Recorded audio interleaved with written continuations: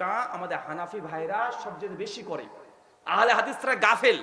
অনেক আহলে হাদিস আছে এই আমলটা করতে চায় না, ফরজ নামাজ পড়ে তারা চলে যায়, আসে না নয় কথা বলেন। তো হানাফি ভাইরা ওরা সুন্নাত নামাজ ছাড়তে চায় না, এটা তাদের ভালো দিক। এই ভালো দিকটাকে আপনাকে গ্রহণ করতে হবে। কেন? কারণ এই আমলটা করলে জান্নাতে ঘর পেয়ে যাবেন। মায়েরা, আগামীকাল চাচাকে বলে দিবেন, শোনো তোমার খাবার আজ থেকে দুপুরের খাবার 10 মিনিট পরে আসবে, এই জন্য যে সুন্নাত নামাজ পড়বো। তোমার সঙ্গে তো ঘর করলাম 20 বছর, তেমন কিছু তো পেলাম না, অন্ততপক্ষে সুন্নাত নামাজ যদি পড়ি, হাদিসে আছে জান্নাতে ঘর পাওয়া যায়, এই জান্নাতে ঘর থেকে আমাকে মাহরুম করো না। আমি সুন্নাত মিস করতে চাই না, পড়বো তো ইনশাআল্লাহ। চাচা আপনার জন্য আরেকটা হাদিস, সহিহ বুখারী 731 নম্বর হাদিস। নবী বলছেন পুরুষ মানুষের জন্য নফল সুন্নাত নামাজ মসজিদের চাইতে বাড়িতে উত্তম। কোথায় উত্তম? নফল নামাজ কোথায় উত্তম? সুন্নাত নামাজ কোথায় উত্তম? আপনি কোথায় পড়েন? কেন চাচা? বাড়িতে ওযু করার জায়গা নেই? তাহলে কেন রে ভাই? আপনি যদি বাড়িতে সুন্নাত নামাজ পড়েন, সুন্নাত নফল নামাজ পড়েছেন, গুটি গুটি পায়ে মসজিদে প্রবেশ করবেন, তাহাতুল মসজিদ বা দাখিলুল মসজিদ, এই 2 রাকাত নামাজ পড়ে বসে পড়েন। যেদিন থেকে মসজিদে সুন্নাত নামাজ পড়া ধরেছেন, ওই দিন থেকে দেখেন আপনার তাহাতুল মসজিদ জিন্দেগিতে আপনি পড়েননি। আর মসজিদে ঢুকে যে 2 রাকাত নামাজ পড়তে হয়, সুন্নাত উঠে গেছে, আছে না নাই কথা বলেন? উঠে গেছে। মসজিদের মধ্যে নয়, বাড়িতে সুন্নাত নফল নামাজ পড়া প্র্যাকটিস করেন। নবী বলেছেন মসজিদের চাইতে বাড়িতেই পুরুষ মানুষের জন্য উত্তম। আবু বকর রাদিয়াল্লাহু আনহু তার বাড়িতে একটা আলাদা ঘর রেখেছিলেন, কক্ষ রেখেছিলেন, যে ঘরে যখন প্রয়োজন হতো ওই ঘরে গিয়ে তিনি সালাত আদায় করতেন। নফল নামাজ, সুন্নাত নামাজ, যত নামাজ, তাহাজ্জুদের নামাজ। আপনার বাড়ির মেয়েরা, বৌমা, আরো যারা বাচ্চারা আছে কোথায় নামাজ পড়বে? আপনার ঘরে ইবাদতখানা কোথায়? আরে ইবাদতখানা তৈরি করতে হবে। মুসলমানের ঘরে সব ঘর থাকে, আপনার নিজের ঘর আছে, রান্নাঘর আছে, বাথরুম ঘর আছে, বৈঠক রুম আছে, কিন্তু ইবাদতের ঘর কোনটা? কোন ঘর আপনি ইবাদত করেন? আপনি বলেন হুজুর আমি নামাজ পড়ে আমার ইবাদতে মন বসে না। বসবে কিভাবে? নামাজ পড়ার জন্য একটা পরিবেশ দরকার। একটা ভাঙা টিনের হলেও একটা ছোট্ট ঘর তৈরি করবেন, জায়নামাজ বিছিয়ে রাখবেন, চতুর্দিকে কোরআন মাজিদ, ইসলামিক বই সাজিয়ে রাখবেন, সুগন্ধি দিয়ে ভরপুর করে রাখেন। যখনই নামাজ পড়ার প্রয়োজন হবে আপনি সে ওযু করে গিয়ে ওই মসজিদে, মানে আপনার ঘরের মধ্যে একটা আলাদা ঘর করে নেবেন, ইবাদতখানা লিখে দিবেন, এটা ইবাদতের জায়গা। যখনই মন চাইবে, একটু দুঃখ হবে, কষ্ট হবে, হাসি শুকরিয়া সব সময় 2 রাকাত টুক করে নামাজ পড়ে আল্লাহ যত ইচ্ছা চাইবেন। পারবেন তো ইনশাআল্লাহ? আরে এটা দখল করে নিচ্ছে আমাদের হিন্দু দাদারা। এ সুন্নাত হিন্দুদের বাড়ি যতই ভাঙা হোক, কাঁচা হোক, সিঁড়ির তলে হোক, ছোট্ট ঠাকুর ঘর তৈরি করে, আছে না নাই? একটা ছোট্ট ঘর করে রেখে দিবে।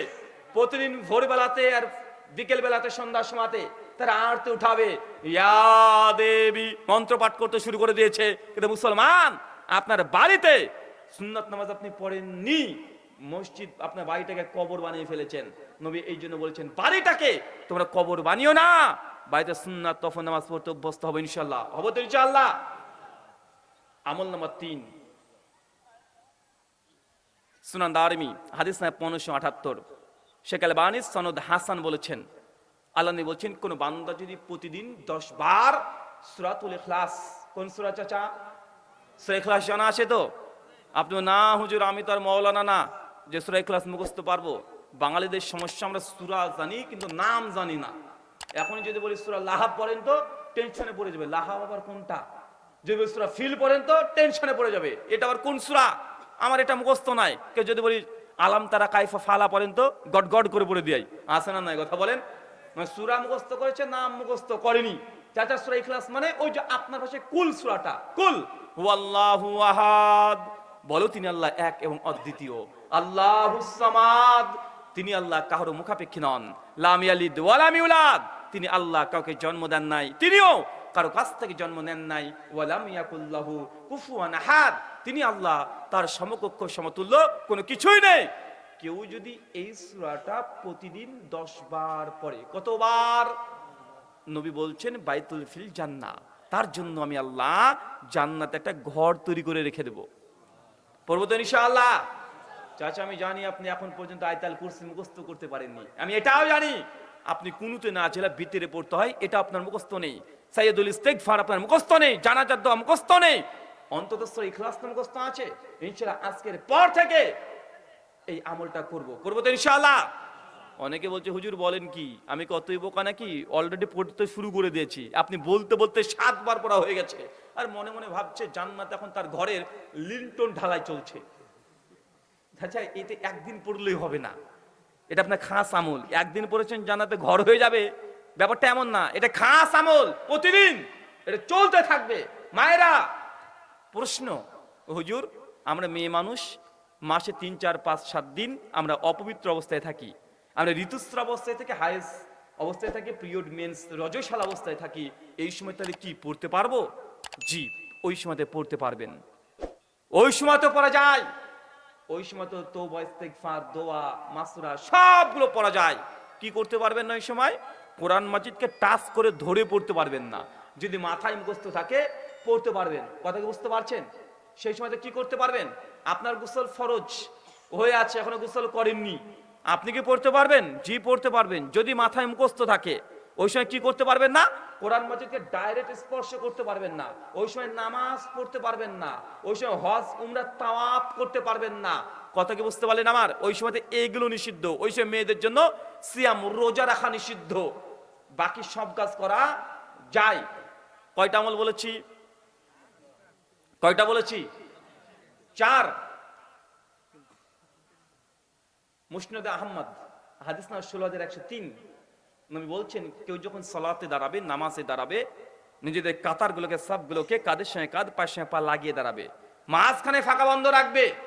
আবু দাউদ 667 নম্বর হাদিস। যদি মাঝের ফাঁকা বন্ধ না করো, ফাঁকা থেকে যায়, ওই দিক দিয়ে শয়তান প্রবেশ করে। মুসনাদ আহমদ 16103।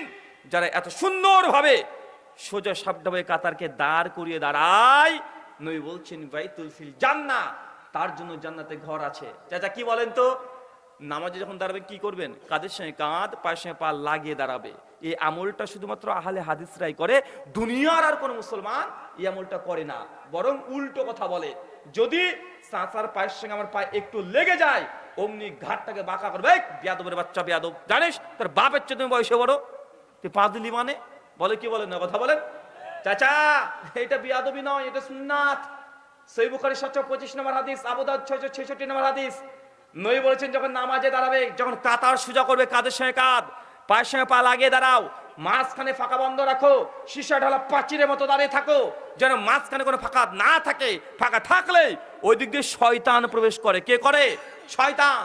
আর আপনি মনে করছেন শয়তান মানে ওই সিনেমাতে আপনি দেখেছেন হরর মুভিতে যে কান খাড়া করা, লেজ আছে, হালকের মতো দেখতে, আপনি এরকম মনে করেছেন।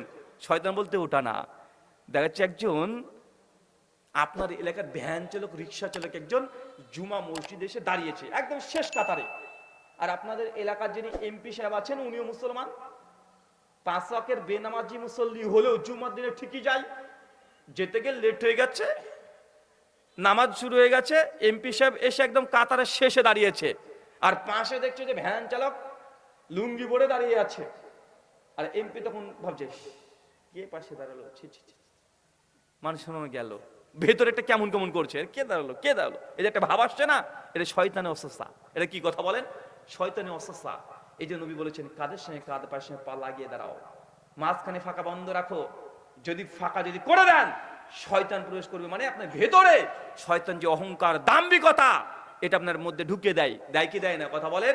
মুসলমান যখন নামাজে আপনি ঢুকে গেছেন, আল্লাহু আকবার, এই তাকবীর দেওয়ার সঙ্গে সঙ্গে প্রত্যেকটা মানুষের দুনিয়ার কোনো পরিচয় থাকে না, সব একটাই পরিচয়, সেটা আব্দুল্লাহ। সবাই এখন আল্লাহর গোলাম। যতক্ষণ নামাজ পড়ছে আল্লাহর নিকটে সবাই সমান। কে এমএলএ, কে বিডিও, কে প্রধান, কোনো পরিচয় থাকে না। কথা কি বুঝতে পারলেন? কিন্তু আমাদের সমাজে আছে কি, একটু পায়ের সঙ্গে পা লেগে গেলেই নামাজের মধ্যে দেখাচ্ছে আপনাকে একটা ঘুষি মেরে দিতে পারে। আছে না নাই? মানে না, আপনি যে পায়ের সঙ্গে পা টাচ করেছেন, ও পাটাকে সরিয়ে নিয়ে চলে যাচ্ছে, মানে আপনি যত দেন ও তত দূরে পালিয়ে যায়। দেখা যায় কি যায় না?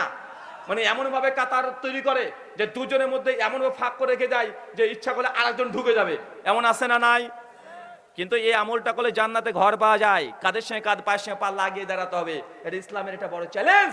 কারণ গোটা দুনিয়াতে আল্লাহ নবী যখন নবুয়ত পেয়েছে, ওই সময়তেও মানুষের সঙ্গে ভেদাভেদ করতো। ছোট বড়, গরিব ধনী, কালো সাদা, এগুলো নিয়ে করা হতো না। আর আমাদের ইন্ডিয়াতে এখনো আছে। হিন্দু দাদাদের মধ্যে হিন্দুদের 4টে গোত্র, ব্রাহ্মণ, বৈশ্য, শূদ্র আর ক্ষত্রিয়। ব্রাহ্মণ মানে উঁচু জাত আর শূদ্র মানে নিচু জাত। কোন ব্রাহ্মণের গায়ে যদি শূদ্র নিচু জাত যদি টাচ করে দিয়েছে, ব্রাহ্মণের গায়ে যদি টাচ করে দিয়েছে, তাহলে ব্রাহ্মণ এখন নাপাক হয়ে গেছে, অসহ্য হয়ে গেছে। কয়দিন?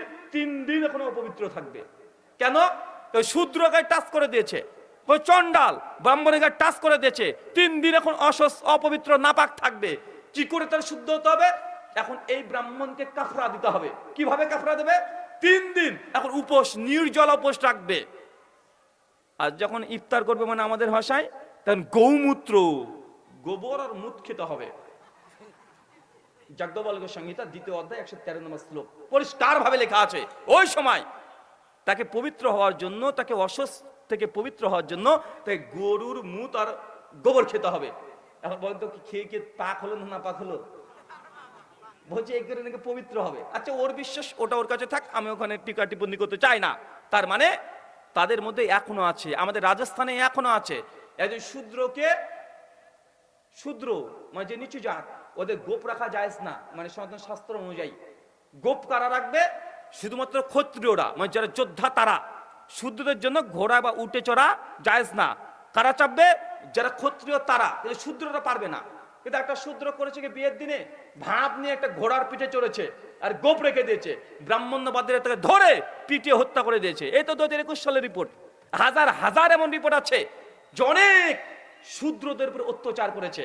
আমার কাছে আছে, যে দেখাতে পারবো, নচেত এগুলো নিয়ে আমার ঝামেলা হতে পারে, যে হুজুর এসে উল্টো পাল্টা কিছু বলে গেল। দেখি আছে কিনা রিপোর্টগুলো, থাকার তো কথা। দেখি কয়েকটা রিপোর্ট যদি পাওয়া যায় তাহলে ভালো। জি, পেয়ে গেছি ভাই। এখন তথ্য প্রযুক্তির যুগ। এটা হচ্ছে দ্য ইন্ডিয়ান এক্সপ্রেস, ইন্ডিয়ার সবচেয়ে বড় ইংলিশ ভাষার পত্রিকা, দ্য ইন্ডিয়ান এক্সপ্রেস।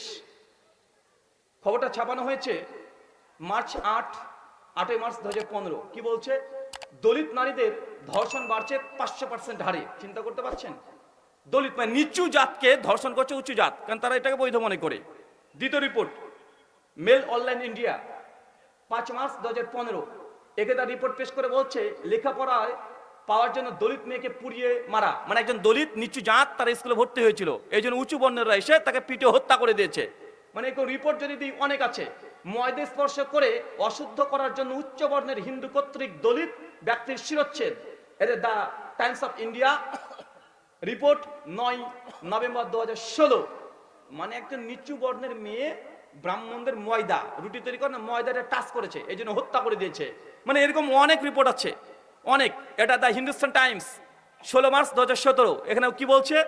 যে ঝাড়খণ্ড, মানে আমার জেলা পাশের রাজ্য, ঝাড়খণ্ডে উচ্চ বর্ণের হোলির রং লাগানোর জন্য পুলিশ দলিতদের পিটে হত্যা করে দিয়েছে। মানে উঁচু বর্ণের মানুষকে নিচু বর্ণের মানুষ শুধু হোলি মাখিয়ে দিয়েছে, রং মাখিয়ে দিয়েছে, আবির হোলির দিনে, এই জন্য হত্যা করে দিয়েছে। কমপক্ষে 200-র উপরে এরকম তথ্য আমার কাছে আছে যে নিচু বর্ণের ব্যক্তিদেরকে অত্যাচার করেছে। ইসলাম এই জন্য বলেছে, মুসলমান তোমাদের মধ্যে কোনো ভেদাভেদ নেই, সবাই আদমের সন্তান, কে বড় কে গরিব কোনো কিছু ভেদাভেদ নেই, কেউ উঁচু কে নিচু কেউ নেই।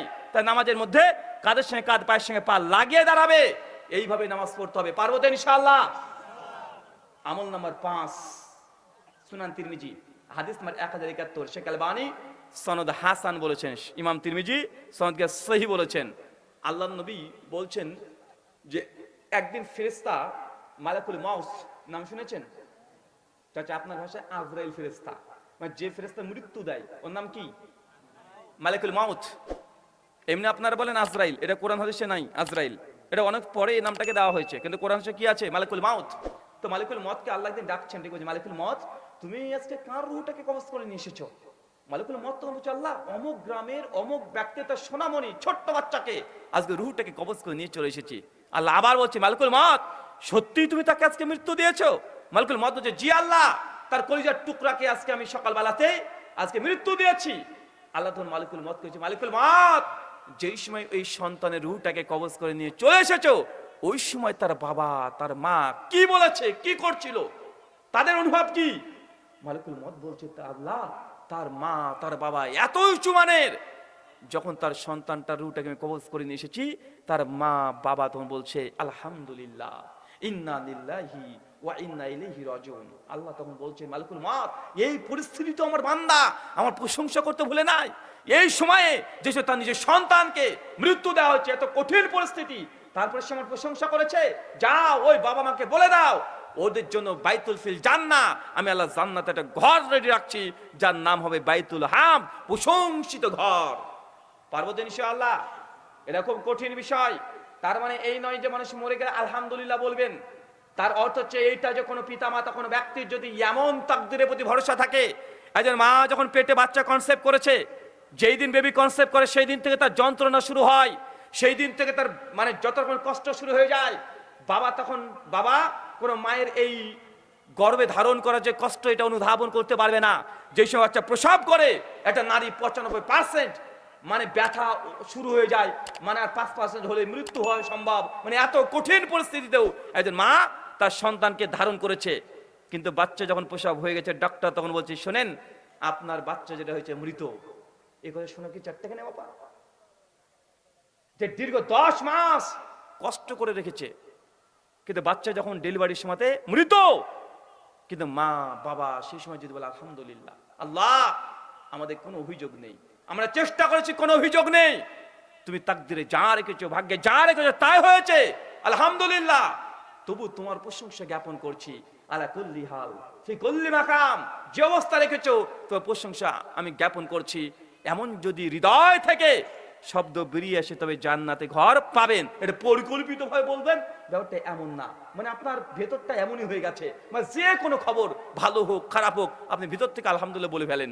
এমন মানুষ আছে না? নাই, এমনও আছে। আর আমাদের মা বাবারা কি করে, একটু যদি 19-20 হয়েছে, ছেলেটা 2 দিন থেকে জ্বর, মা বলছে আল্লাহর কাউকে দেখতে পায় না, আল্লাহ কানা হয়ে গেছে, বারবার আমার ছেলেকে জ্বর দেয়। বলে কি বলেন না, কথা বলেন যে আল্লাহ কি কানা হয়ে গেছে, বারবার শুধু আমার ছেলেটাকে জ্বর দেয়, আল্লাহ আমার ছেলেকে ভালো করে দাও, আমার জ্বর দাও, তুমি দেখতে পাও না, আমার ছেলেকে এত কষ্ট দেখো না, তুমি এত জালেম কেন, মানে আল্লাহকে জালেম বলছে। এমন আছে না? নাই। আল্লাহ সুবহানাহু ওয়া তাআলা এমন মায়েদেরকেও তুমি হেদায়েতে কামিলা দান করো, আমিন। টোটাল কয়টা আমল বলেছি বলতে পারবেন? কি কি আমল বলেছি? হ্যাঁ, কি লিখেছো তুমি? ভাব খারাপ, আপনিও লিখছেন নাকি পয়েন্টগুলো? তাহলে আপনার দুজন বাদ। আচ্ছা, পেছন থেকে 5খানা আমল করলে জান্নাতে ঘর পাবেন বলে দিয়েছি অলরেডি। শুধু আমলগুলোর নাম বলেন, পারবেন ইনশাআল্লাহ? কে পারবেন পেছন থেকে? আপনি পারবেন? ওঠেন। বিয়ে হয়েছে? এখনো হয়নি? দুঃখের ব্যাপার রে ভাই, শীত আবার চলে এসেছে তো, এখনো বিয়ে করেননি। ক্যামেরা মানুষ থেকে ক্যামেরা ঘুরিয়ে দিবে, নিচে লিখে দেবে পাত্রী চাই, ঠিকানাটা দিয়ে দিবেন, বলেন এক। মসজিদ নির্মাণ করা, মায়েরা মসজিদের জন্য 1 টাকা হলো দান করবেন। না থাক হুজুর স্বামীর পকেট থেকে চুরি করে দেওয়া যাবে, জি জি পারবেন, 10-20 টাকা 50 টাকা পারবেন, তা বলে 10-20 হাজার টাকা মেরে দেন না। 10-20-50-100 যেন স্বামীর জন্য কোনো মানে টাকা পয়সা পরে প্রভাব না পড়ে, এমন ভাবে চুরি করে যদি আপনি দান সাদকা করেন করতে পারবেন। 2, 12 রাকাত সুন্নাত নামাজ ইনশাআল্লাহ পড়বো তো ইনশাআল্লাহ, যতক্ষণ মুসাফির না হচ্ছেন 12 রাকাত মিস করা যাবে না। 3, সূরাতুল ইখলাস 10 বার। মায়েরা প্রশ্ন, হুজুর কোন সময় পড়বো? নির্দিষ্ট কোনো সময় নেই, 24 ঘন্টার মধ্যে যে কোনো একটা সময় পড়লে হয়ে যাবে, কিন্তু প্রতিদিন এটা অবধারিত রাখতে হবে। হুজুর একদিন ভুলে গেছি, তাহলে কি ঘর আর পাবো না? না, পাবেন। বান্দার অনিচ্ছাকৃত ভুল আল্লাহ ধার্যের মধ্যে রাখেন না। 4, সালাতে যখন দাঁড়াবেন কাঁধের সঙ্গে কাঁধ, পায়ের সঙ্গে পা লাগিয়ে নামাজ পড়বেন। এই হাদিসটা মসজিদে আমল করিয়েন। এই হাদিসটা আবার যেন দেখেন মেয়েদের জামাত আচার গিয়ে বলছে এই হুজুর বলেছে কাঁধের সঙ্গে কাঁধ, পায়ের সঙ্গে পা লাগিয়ে নামাজ পড়তে, আসো কাঁধের সঙ্গে কাঁধ লাগিয়ে দাও। খবরদার মেয়েদের সঙ্গে কাঁধের সঙ্গে কাঁধ লাগাতে যান না, তাহলে গোসল ফরজ করে দিবে। এটা শুধু তুমি কবুল করো, আমিন। আমি 5টা আমলের কথা বলবো। কয়টা? 5টা আমলের কথা বলবো, যে আমলগুলো আপনিও যদি করেন দুনিয়াতে, তাহলে আপনিও জান্নাতে ঘর পেতেই পারেন। আমাদের সৌভাগ্য হয় না যে রসুলের সঙ্গে সরাসরি দেখবো, রসুলের কণ্ঠস্বর আমরা সরাসরি কেউ শুনি নাই। কেউ শুনেছি? কথা বলেন। রসুলের সঙ্গে 1 রাকাত নামাজ পড়ার এই ভাগ্যটা আমাদের হয় নাই, কিন্তু রসুল আমাদেরকে ভুলে যান নাই। তিনিও বলে দিয়েছেন যে আমার উম্মতেও এমন কিছু আমি আমল বলে গেলাম যে আমলগুলো করলেও তোমাদের জন্য জান্নাতে ঘর নিশ্চিত পেয়ে যাবে। আমল করবো তো ইনশাআল্লাহ? পাঁচখানা আমল চলেন। এক, সহিহ বুখারী হাদিস নম্বর 450, আল্লাহ নবী বলছেন কেউ যদি দুনিয়াতে একটা মসজিদ তৈরি করে দেয়, বাইতুল ফিল জান্নাহ, আমি আল্লাহ তাকে জান্নাতে একটা ঘর দিয়ে দেবো। চাচা কি বলেন তো, কোন আমল বলেন তো? ভয় লেগেছে না? ওই যে মসজিদ মানে 20 লাখ টাকার ব্যাপার, হুজুর 20 লাখ টাকা তোমাকে জান্নাতে ঘর নিতে হবে, অতএব বোকা আমি? চাচা, একটা মানুষ দুনিয়াতে 30-40 বছর ধরে পরিশ্রম করে আপনি আপনার এলাকাতে মনের মতো একটা বাড়ি তৈরি করতে পারেননি। টিনের বাড়িতে আপনি ঘুমিয়ে আছেন না? নাই কথা বলেন। কিন্তু আল্লাহ সুবহানাহু ওয়া তাআলা যৎসামান্য কিছু আমল করলে জান্নাতে আপনাকে ঘর দেবেন। তার মধ্যে একটা মসজিদ তৈরি করলে জান্নাতে ঘর পাবেন। এখন আপনি টেনশনে থাকতে পারেন যে এত টাকা তো আমার নেই, এই জন্য আরো সহজ করে দিচ্ছেন হাদিসে। সুনান ইবনে মাজাহ 738 নম্বর হাদিস, শেখ আলবানী শেখ সোহাইব আরনাউত সনদ সহিহ বলেছেন, আল্লাহ নবী বলছেন কেউ যদি দুনিয়াতে একটা পায়রা ঢোপের সমান, ডিমের সমান মসজিদ তৈরি করে দেয়, বাইতুল ফিল জান্নাহ, আমি আল্লাহ তাকে ওই জান্নাতে ঘর দিয়ে দেবো। চাচা বলেন তো কত বড় মসজিদ তৈরি করতে হবে? কত বড়? পায়রার একটা ঢোপের সমান। এখন আপনি আবার টেনশনে, পায়রার ঢোপের সমান কি মসজিদ তৈরি করা যায়? তো ওইটুকু যদি মসজিদ তৈরি করি তো নামাজ কে পড়বে? মানুষের বাচ্চা না পায়রার বাচ্চা? এই হাদিসের ব্যাখ্যা করছে ইমাম ইবনু হাজার আসকালানী রাহিমাহুল্লাহ সহিহ বুখারী আলা ফাতুল বারীর মধ্যে 450 নম্বর হাদিসের অধীনে আলোচনা করছেন ইমাম হাজার। তিনি বলতে চাচ্ছেন এইভাবে যে এই হাদিসের অর্থ এটা নয় যে পায়রার ঢোপের সমান আপনাকে মসজিদ তৈরি করতে হবে। এর অর্থ এটা, কেউ যদি দুনিয়াতে একজন মুসল্লির জন্য মসজিদ তৈরি করে দেয়, ওই ব্যক্তি জান্নাতে ঘর পাবে। কিভাবে করবেন? এলাকাতে যখন মসজিদ হয়, আপনি একজন ইঞ্জিনিয়ারের কাছে চলে যান, রাজমিস্ত্রি যিনি মসজিদ তৈরি করেন, মিস্ত্রি, হেড মিস্ত্রির কাছে চলে যান, গিয়ে বলেন স্যার একজন মানুষের নামাজ পড়ার জন্য কতটুকু জায়গা লাগে? মানে একটা জায়নামাজ মানে 2 ফিট বাই 4 ফিট, তাই তো? 2 ফিট বাই 4 ফিট। ইঞ্জিনিয়ার সাহেবকে বলেন যে 2 ফিট বাই 4 ফিট যদি মসজিদ তৈরি করতে খরচ কত পড়বে? সিমেন্ট, ইট, বালি, পাথর, মিস্ত্রি খরচ, রং খরচ, ইলেকট্রিক খরচ, জমি, টাইলস সব দিয়ে। এখন বলেন তো যে মিস্ত্রি স্কয়ার ফিটের হিসাব ধরে বের করতে পারবে কি পারবে না? ও বের করে আপনাকে বলে দিবে যে এত স্কয়ার ফিট যদি হয় এত টাকা লাগবে। আপনাকে বলে দিতে পারে যে 80,000 টাকায় আপনার একজন মানুষের নামাজ পড়ার ব্যবস্থা হয়ে যাবে। আপনি নিয়াত করে নেন যে আল্লাহ আমার তো অত টাকা নেই, আমাকে তো অত আমার রোজগার নেই, তবে আল্লাহ এই দুনিয়াতে একজন মানুষ যেন নামাজ পড়তে পারে, আমি এই অর্থ মসজিদে দান করব, তথা এক মুসাল্লা। পারবো তো ইনশাআল্লাহ? আরে বেদাতি যারা আছে, আরে বেদাতিরা তো তার বাপ মারা গেলে 40 খানা দেয়, 3 লাখ 4 লাখ টাকা খরচ করে দেয়। তারা বেদাত করছে, এটা ঠিক, কিন্তু আপনি তো একটা আহলুস সুন্নাহ ওয়াল জামাতের আকীদার মানুষ, আপনি তো আহলুল হাদিস, আপনার বাবা মা মারা গেছে, আপনি এই বেদাত করবেন না, তো সুন্নাত আমল তো করতে পারেন। অন্ততপক্ষে এক মুসাল্লায় একজন নামাজ পড়তে পারে, এতটুকু জমি তো দান করতে পারেন। পারবো কি পারবেন? ইনশাআল্লাহ পারবো তো। মায়েরা, যখনই কোনো মানুষ কোনোদিন মসজিদের জন্য যদি হাত পাতে, খালি হাতে ফেরত দেবেন না।